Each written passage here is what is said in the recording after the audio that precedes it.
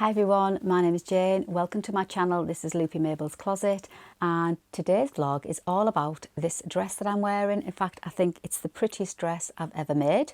So stay tuned, pull up a seat, grab a coffee, and I'm going to share all the details on what this dress pattern is and the fabric that I used.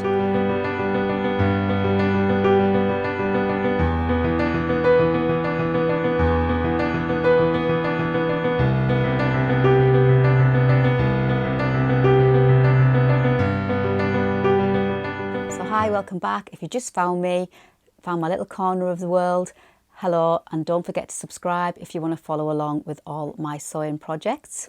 So as I said in the intro, this vlog is all about this pretty dress I'm wearing. It is just so pretty. There's no other word for it. I went down and showed my mum because it's just literally hot off the sewing machine and she likes to see what I've made. So I went down and showed her, and the first thing she said was, "Oh, that is so pretty." And she's right, it really is. It's all about the fabric though, I'm sure. This fabric was kindly gifted to me from the lovely ladies, mother and daughter, Caroline and Fliss at Felicity Fabrics, in return for my blog post. I am one of their bloggers. They have a blogger network and I am on the team, and every other month we get to choose all of their delicious fabrics, exquisite fabrics that they have on their site, to make obviously a sewing project and blog about it for them. So I chose this beautiful blush pink, I would say, fabric. It's 100% polyester fabric, and it's got these gold embossed little sprig leaves on all over, in fact. And in fact, Caroline and Fliss said to me, they said, "We've got this beautiful fabric and we just think it's just you to a T, Jane.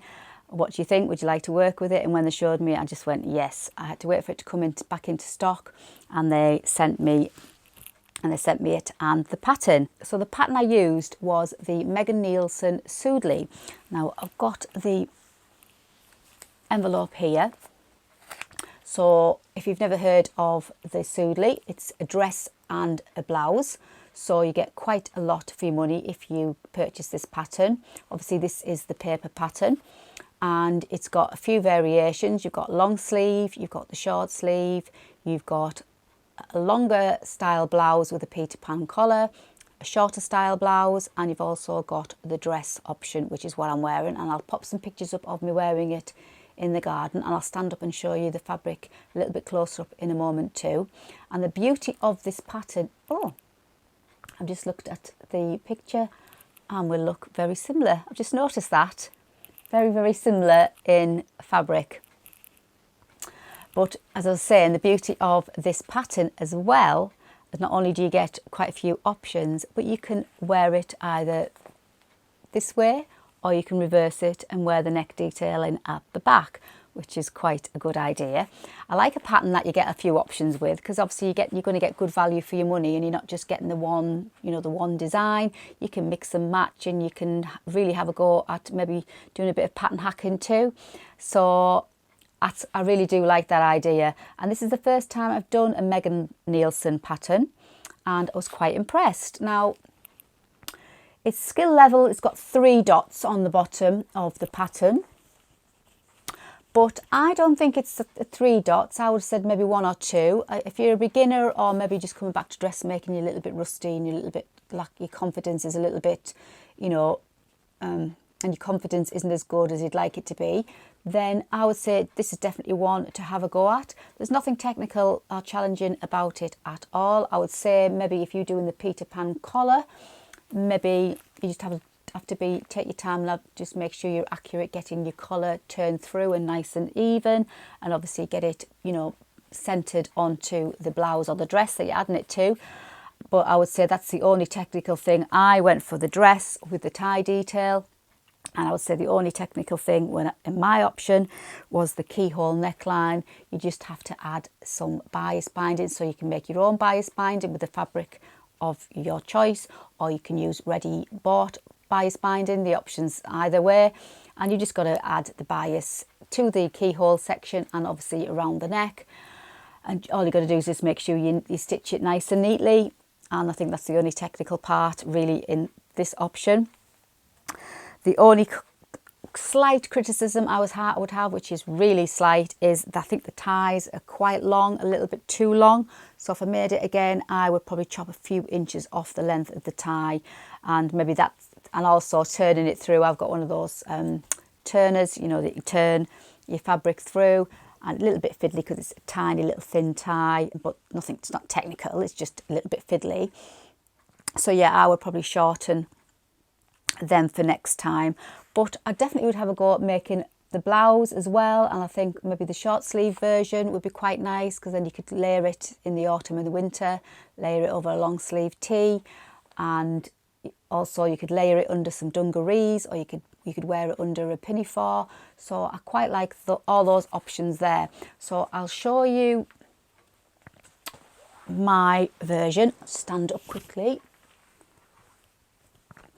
and can you see the gold embossing just catching the light there? And it's just like a gathered skirt, because obviously I've done the dress version and I've gone for the long sleeves, and it's just got the casing for the cuffs, and you just thread your elastic through and gather it at the back. And it's gorgeous flowy fabric. As I say, it's 100% polyester, but it doesn't feel polyester. It feels like a rayon or maybe viscose. And it's got a lovely drape to it, lovely movement. It's very light. It doesn't crease, which is a bonus. And obviously I've done the bow detail on the neckline, but you could, as I say, you could do short sleeves, you could add the Peter Pan collar, or you could turn it round and wear the keyhole at the back. So loads of options. I did size 12, I'm a 38 bust, and I did size 12, and it fits just perfect. It goes from size 0 all the way up to size 20, which is 32 bust up to 46 bust. Finished garment measurements 35-inch bust, and goes up to 49.25-inch bust. So good size range. I was toying with doing a size 10 because I was going off the finished bust measurement. I didn't want it to be too big or too loose. But in the end, I went for the 12, and it just fits really nice. A little bit loose fitting, but nothing too big or swishy. I didn't want it to end up where I was lost, like the Wilder gown that I did, where I just felt like I was wearing a tent. I didn't want anything like that, but it's not like that at all. And it's got the lovely dropped waist. As I say, I'll pop some pictures up of me wearing it in the garden, and a little video of me swishing about in it, just to show you how fluid the fabric is. Obviously, if you choose something like this fabric with the embossing on, you have to be extra careful when you're pressing it, because obviously it will melt. So you have to remember to iron it on the reverse side. Now, because it's 100% polyester, it didn't really want to iron. It's I had to really press down on my iron to get a nice crisp hem. But I also used my organza, silk organza pressing cloth that I got off Amazon, and I swear by this. It's absolutely brilliant. I use it for everything. You know, sometimes when you're ironing and you're pressing down, you want to get a nice crisp finish, but then you're ironing and it leaves like a little bit of a shine, or it can sometimes bruise your fabric. I use this and you don't get that at all. So if you've never used a pressing cloth and you've always had that, you know, or sometimes you get that iron problem, then I would highly recommend you get one of these. I'll pop the link to it in the description box below, where I got mine from. Absolutely brilliant, love it. It's quite a big size actually. I've got it doubled over, but it's a decent size. And I tend to iron it like doubled over, and I need to overlock the edges there just to stop it fraying. I must do that. But yeah, absolutely swear by this. So I didn't have any issues obviously ironing over the I ironed it on the inside to do most of the pressing, but then I give it a little quick iron off from the front, and I use this no problem at all. So you just have to be careful of that if you do buy any fabrics with any embossing on, or anything detailed on it like that could melt under the iron.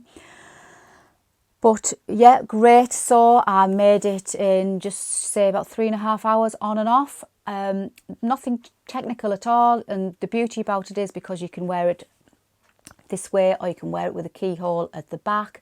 The sleeves are the same both ways. There's no like front and back of the sleeve, you know. Sometimes, well, a lot of the times with the sleeve you get the notches, 2 notches that tell you it's the back of the sleeve, and then 1 notch for the front of the sleeve. Well, obviously this doesn't, it just has 1 notch either side, so you can rotate the dress and you don't have, you know, the shape of the sleeve, so that's good too. And so yeah, so I suppose depending on what you're looking for, just change the look of the blouse just by simply turning it round and wearing the keyhole detail at the back, which is quite nice. I like the Peter Pan collar as well, and that's a nice little option. I'll show you the details of the different options you can do. Now, on the model there, the dress comes to above her knee. When I made it, it came to below my knee, and I didn't like that length at all. It was a little bit too old-fashioned in length for me. I like the smock length. Most of my dresses, if I do wear a dress, really is classed as a smock length. I'm not a great lover of dresses, so I took mine up by 2 inches, my hem. So mine just sits just above the knee, a little bit like my Hinterland pinafore that I made. I absolutely love that, and I love that length. So I made this exactly the same length as that. There is the option also of lining the bodice. I didn't line the bodice. I didn't see the need for it. I did think maybe it might be a little bit because it's a little bit sheer, but I've just got it with a white vest camisole underneath. It's absolutely fine. And I didn't really see the need in lining the bodice. I just made the dress as if I was making the blouse version, and then just added the skirt to the bottom. It does say in the pattern to obviously line the bodice if you're doing the dress, but I didn't, and it just worked out absolutely fine. It's a lovely light material, and I really do feel pretty in it. Every time I look down I see these gold embossed sleeves. It's just really pretty. It's the only word I can think of, really. And as all of Felicity Fabrics, if you've ever been on their site, you'd just be spoilt for choice. The fabrics they have are really exquisite, unusual fabrics that you don't find anywhere else. I think that's the beauty too of Felicity Fabrics. I mean, I have bought lots of fabrics from them as well. I don't just get gifted fabrics. I have purchased quite a lot from them because I just think their fabrics are just so different and really good, high quality fabrics. And I've said this before on a few of my other vlogs, with their fabrics, they always come beautifully packaged in a gorgeous brown box wrapped in tissue paper, and you always get their swatch card, which is absolutely brilliant little detail, and all the details are on the back, so you can refer to it if you need to further down the line. Where did you get the fabric from? How much did you pay for it? What's the composition of the fabric? Any laundering instructions? And you know, the name of the fabric. So this is called light rose foil, 100% polyester, and thank you, Geordie. And it's medium iron on the wrong side, so if you were new to sewing and you weren't aware that obviously it could melt, they've actually wrote it on the back for you, just so you would be aware, thinking, oh gosh, yeah, better not iron it full on with the iron. So it's just handy to have as well. And you always get that with Felicity Fabrics. So obviously there will be a full blog post with all the details on step by step how I made it and what I thought of the fabric, a little more pictures and nice, you know, something nice to read. So that will be over on Felicity Fabrics coming very soon. I highly recommend you go and take a look at their fabrics because, as I said before, they are just second to none, beautiful fabrics. So all in all, I'm really pleased with this Megan Nielsen, the Sudley dress, and I'm definitely going to have a go at trying the blouse, maybe the short-sleeved blouse, and I think they could go quite nice over with some jeans, as I said, under some dungarees or a pinafore. And as I said earlier, you get a lot of options for your money, which is what we all like, don't we? So yeah, really pleased with it, and it's going to get well worn.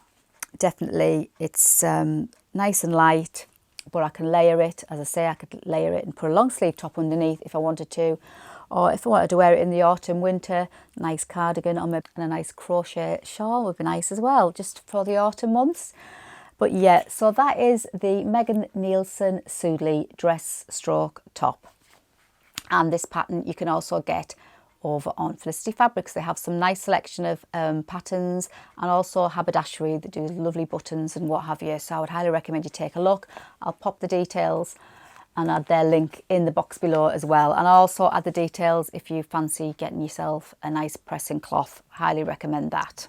So lovely little sewing afternoon, really enjoyed making it. As I say, I'll definitely make it again. The only thing I would change is make the ties slightly shorter. I think they're a little bit too long. I can imagine me going for a coffee and getting this dangled in my coffee. It's the type of thing I would do. So I would make them slightly shorter. But apart from that, great sew, perfect sizing, no problems there.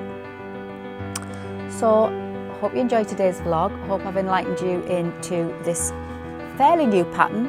I think it's a fairly new one to Megan Nielsen, and you may not have come across it before, or have you made it before, and what fabric did you use, which option did you go for? Let me know in the box below. I'd love to know what everybody's been making. But that's it for today's vlog. I hope you enjoyed it. If you did, don't forget to give me that lovely thumbs up, and if you haven't subscribed and you want to follow along with me, I would love it if you just hit that subscribe button too. I've got lots more sewing coming. I've got my Sew the Look coming very soon, and my birder style collaboration as well coming soon, and lots more sewing and what have you. So please stay tuned. Until the next time though, thanks for joining me today, and as always, please take care and happy sewing.